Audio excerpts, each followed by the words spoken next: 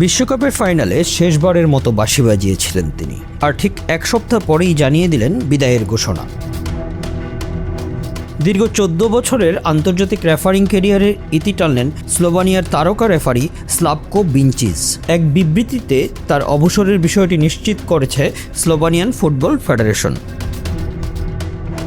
বিশ্বকাপ ফাইনালে স্পেন ও আর্জেন্টিনার উত্তেজনাপূর্ণ লড়াই পরিচালনার দায়িত্ব ছিল তার কাঁধে। অতিরিক্ত সময়ে ফেরান তোরেসের গোলে স্পেন শিরোপা জিতলেও ম্যাচ জুড়ে বেশ কয়েকটি সিদ্ধান্ত নিয়ে আলোচনা তৈরি হয়। যোগ করা হয় আর্জেন্টিনার এনজো ফার্নান্দেসকে লাল কার্ড দেখানো এই বিঞ্চিচকে নিয়ে। ম্যাচ শেষে দুই দলের খেলোয়াড়দের মধ্যে উত্তপ্ত পরিস্থিতি তৈরি হয়। সেই ঘটনায় ফিফা এখনও তদন্ত চালাচ্ছে।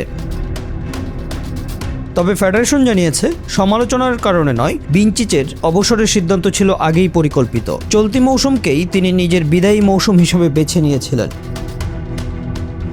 এবারের বিশ্বকাপে 4টি ম্যাচ পরিচালনা করেন তিনি। এর মধ্যে ছিল Brazil Morocco, Jordan Algeria, Mexico ইকুয়েডরের শেষ 16 ম্যাচ এবং বিশ্বকাপের মহারণ ফাইনাল।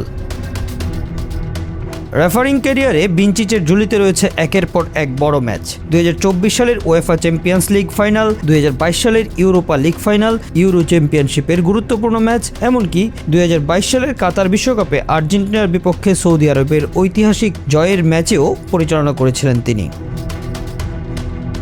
বিদায়ের আগে স্বীকৃতিও পেয়েছেন দারুণভাবে। আন্তর্জাতিক ফুটবল ইতিহাস ও পরিসংখ্যান ফেডারেশন IFFHS তাকে এবারের বিশ্বকাপের সেরা রেফারি নির্বাচিত করেছে।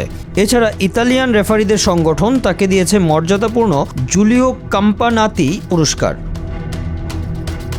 2012 সালে ইউরো চ্যাম্পিয়নশিপে ষষ্ঠ রেফারি হিসেবে যাত্রা শুরু করেছিলেন স্লাভকো বিঞ্চিচ, আর 14 বছর পর ফুটবলের সবচেয়ে বড় মঞ্চ বিশ্বকাপের ফাইনাল পরিচালনা করেই শেষ করলেন বার্নার্ডো রেফারিং ক্যারিয়ার।